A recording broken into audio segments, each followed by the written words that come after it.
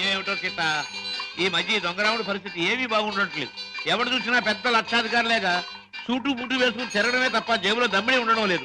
మనం కష్టపడి జేబులు తీర కత్తిరిస్తే అందులో అగ్గిపెట్లు, రేషన్ కార్డు, నిరోధులు, సిగరెట్ పీకులు దొరుకుతున్నాయి. ఏమిటో ఇలా అయితే ఈ దొంగరాముడు బ్రతుకు గంజినీళ్ళే రా సీత. ఎవడా నువ్వు రాస్కెల్? అరే, వాడి పర్సు నువ్వు కొట్టేసావా? ఇదిగో నీ దొంగరాముడు మించిపోయిన దొంగ చేతే చేత నువ్వు. ఇటు పక్క ఒక జేబు దొంగ పరిగెట్టుకొచ్చాడు, చూసారా? చూడు నాయనా, పోలీసులకు ఎర్ర టోపీ కాకి డ్రెస్ ఉన్నట్టు జేబు దొంగ కంటూ ప్రత్యేకంగా ఓ డ్రెస్ ఉండదు. ఆనవారు పడ్డాను. నాకు ఎదురు సమాధానం చెప్పొద్దు, నాకు ఏడుపు వచ్చేస్తుంది. ఆ పరిగెట్టుకొచ్చినాడు ఎటు వెళ్ళాడు? అటు పక్క పారిపోయాడు. ఇటు పక్క నాకు ఏడుపు వచ్చేస్తుంది.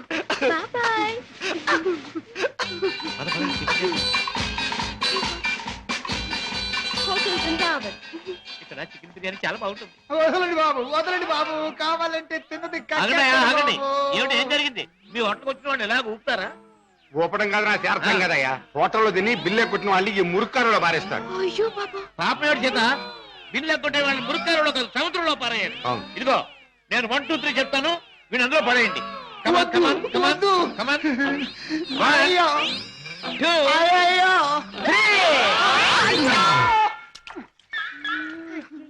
డబ్బు లేకుండా టిఫిన్ తింటాడు బాబు గారు. తొమ్మిలేక బాగా జరిగింది. ఆకులు తిను, చెప్పచ్చు. చూడు బాబు, చెప్పండి సార్. 2 చికెన్ బిర్యానీ, 4 కట్లెట్స్, 1 అడగను ఖైమా బాల్. బాబు, ఆ జేబు దొంగ దొరికాడా? ఇంకా లేదమ్మా, ఏడుపు వచ్చేస్తుంది. ఏడోటి ఎందుకు గాని, కూర్చోండి, టిఫిన్ తిందురు గాని. అలాగే కూర్చోవయ్యా, తిందువు గాని. రోజు 10 మందికి పెడితేనే కానీ మాకు తిండి సహించదు. చూడు, నీకు చికెన్ బిర్యానీ కావాలా, ఖైమా బాల్స్ కావాలా, కట్లెట్స్ కావాలా? సార్ అన్నీ తింటా. నన్ను తింటావని అమ్మగారు బాగా పట్టరావా?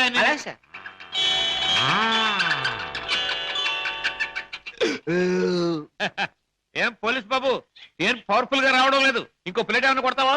వద్దు బాబు, ఎక్కువ తింటే ఏడుపు వస్తుంది. బేరర్, బిల్లు తీసుకుని అరటి పళ్ళు కిళ్ళలు పట్టరా. అలాగే సార్. సీత, నువ్వు బిల్లు చేసి 5 రూపాయలు టిప్ కొట్టు. ఏంటయ్యా, బాంబులు చూసి భయపడ్డట్టు అలా భయపడిపోతావు? ఈ పనసలు ఆది ఇందాక ఆ జేబు దొంగ కొట్టేసి పారిపోయాడు. ఆహా, దేవుడు దయామయుడు, నాకు అప్పచెప్పాడు. ఆహా, ఇప్పుడు నాకు నిజంగా నవ్వు వస్తుంది. నాకు ఏడుపు వస్తుందయ్యా. వస్తా వస్తా.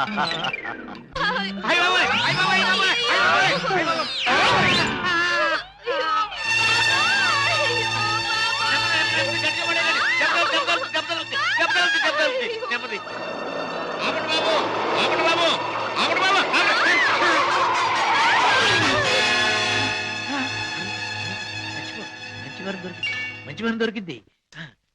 అమ్మో నాయన, బాబాయ్, అబ్బాయ్, అబ్బో, అయ్యో. ఏం జరిగింది? ఏం జరిగిందా? నా ఒక్కగానొక్క కూతురు నీ కారుకు బలి చేసుకుని ఇంకా ఏం జరిగిందని అడుగుతున్నావా నాయనా? నీ పుణ్యమా అంటూ వయసు వచ్చిన నా బంగారు తల్లిని నీ పొట్టని పెట్టుకున్నావా నాయనా? అయ్యయ్యో, అయ్యో అయ్యో. అబ్బా, నా వంక చూడమ్మా, నా వంక చూడమ్మా. అబ్బా, వెళ్ళిపోయింది బాబు. ఎక్కడికి వెళ్ళిపోయిందయ్యా? నీ ఎదురుగానే పడిందిగా. అయ్యయ్యో, ప్రాణాలు పోయాక పీరుగుంటే మాత్రం లాభం ఏంటి నాయనా? కర్మకాండ చేయడానికి కూడా డబ్బులు లేవు బాబు. గంధపు చెక్కలతో దానం చేద్దామని అనుకున్నాను బాబు. ఇప్పుడు మామూలు పొలకు కూడా డబ్బు లేవు తల్లి. అయ్యా, అయ్యో పాపం. బాబాయ్, గంధపు చెక్కలు లేకపోయినా మామూలు పుల్లలతో కాల్చొచ్చుగా. చాలు బాబు, చాలు. గంధపు చెక్కలు నా సాగుకు చూసుకోవచ్చు. మామూలు కర్మకాండకైనా 300 కావాలి నాయనా. అంతే కదా బాబాయ్. డిక్కీలో డబ్బా ఉంది, పట్రా. డబ్బా? ఏం డబ్బా బాబు? డబ్బులు డబ్బా? చూస్తే నీకే తెలుస్తుందిగా, పట్రా. అయ్యయ్యో, అమ్మా, నీ మీద ఎన్ని ఆశలు పెట్టుకున్నా తల్లే. అయ్యయ్యో, అమ్మా. ఆహా, ఫుల్ మూన్ లాంటి ఫేస్, దొండ పండు లాంటి లిప్స్, కట్టుకున్న వాడికి ఎవడికు గుమ్మడి పండు లాంటి కొడుకుని ఇచ్చే ఈ శాల్తీ కాసేపట్లో కాలిపోవలసిందేనా? మాడి మసై బూడిదైపోవలసిందేనా? బాబు, బాబు, ఇందులో డబ్బులు ఉన్నట్టు లేదే. బాబాయ్, నీ దగ్గర ఎగ్గి పెట్టుంటే ఇలాగేవు. బాబు, బీడీ కాల్చుకుంటావా? అదే, ఏం లేదు. ఈ డబ్బాలో ఉన్న పెట్రోల్ ఆ పిల్ల మీద పోసి ఈ అగ్గి పుల్ల గీసి తగలేదాన్ని.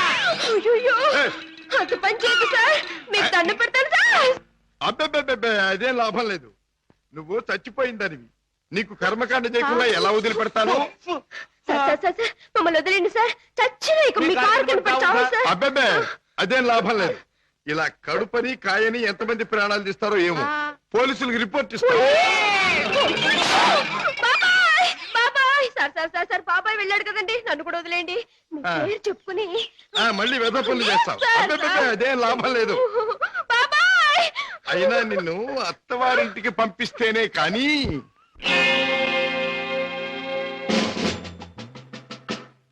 అమ్మాయి, ఇక వ్యాపారం మొదలెట్టేద్దామా? ఆలస్యం ఎందుకు? నేను డ్యూటీకి ఎక్కేస్తున్నాను. సత్యశమం అయిపోతున్నాను. బాబాయ్, నువ్వు కదలకుండా పడుండు, లేకపోతే నిజంగా చంపేస్తాను. అయ్యయ్యో బాబాయ్, మా బాబాయ్ చచ్చిపోయాడు. అమ్మా ధర్మం చేయండి, అయ్యా ధర్మం చేయండి, అమ్మా ధర్మం చేయండి బాబు.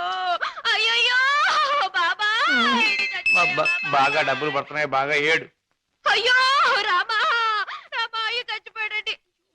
అయ్యో రామా రామా, బాబు కారాపడి బాబు, మా బాబాయ్ చచ్చిపోయాడు బాబు. రామా అయ్యో. ఏం పిల్ల, మొన్న నువ్వు చచ్చినట్టే ఇవాళ మీ బాబాయిని చంపి పడుకోబెట్టావా? మీరా బాబు? మొట్టమొదటి మొంటికి రాకి తగిలింది. ఆగు, ఎక్కడికి వెళ్తావు? ఇవాళ ఏమైనా సరే ఖచ్చితంగా పెట్రోల్ పోసి శవాన్ని తగలబెడతాను. ఎవరు శవాన్ని బాబు? నీ శవాన్నే బాబాయ్.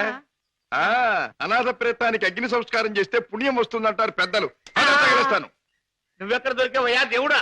మా వ్యాపారం మమ్మల్ని తెలుసుకునివ్వవా? మా బ్రతుకులు మమ్మల్ని బతకనివ్వవా?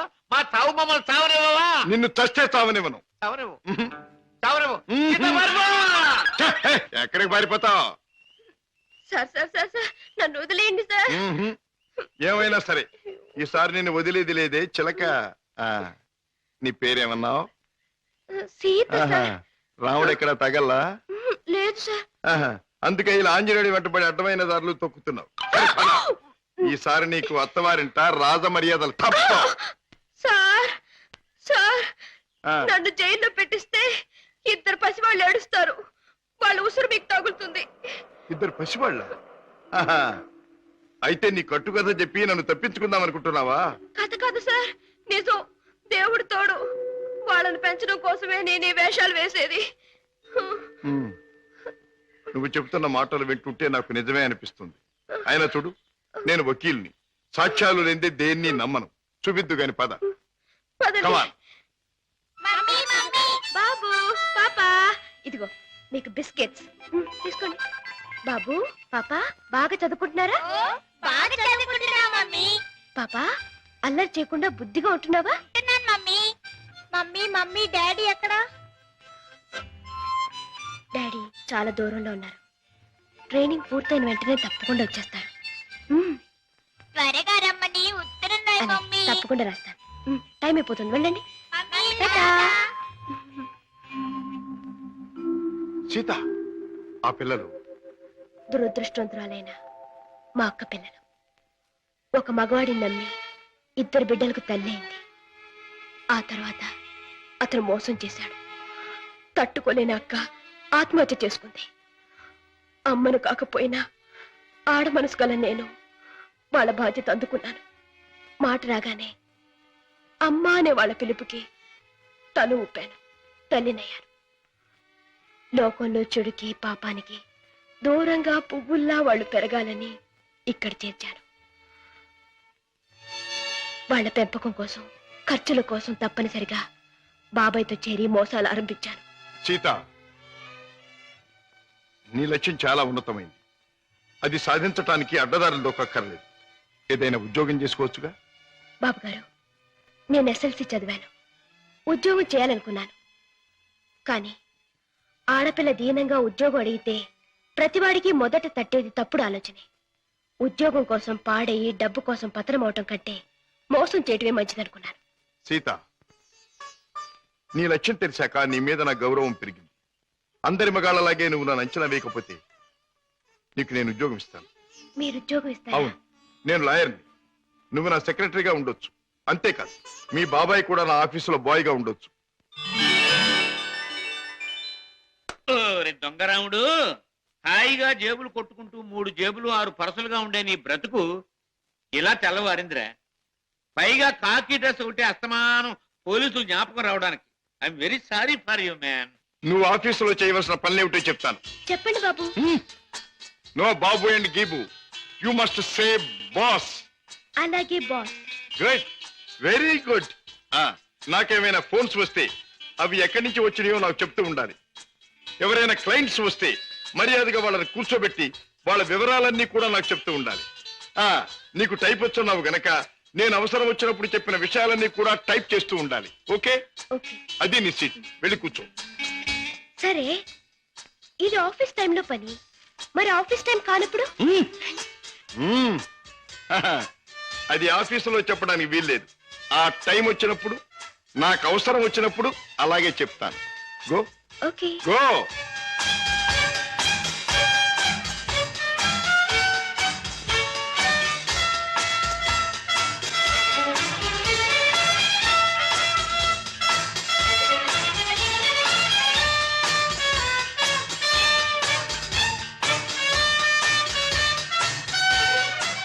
As per the proceedings and dictations of the court, it has been clearly understood that... Hello? Hi, Kishore! Congratulations, congratulations! నాకు మేనల్లుడు పుట్టాడు. Congratulations. ఇప్పుడే వచ్చేస్తున్నాను. Okay okay.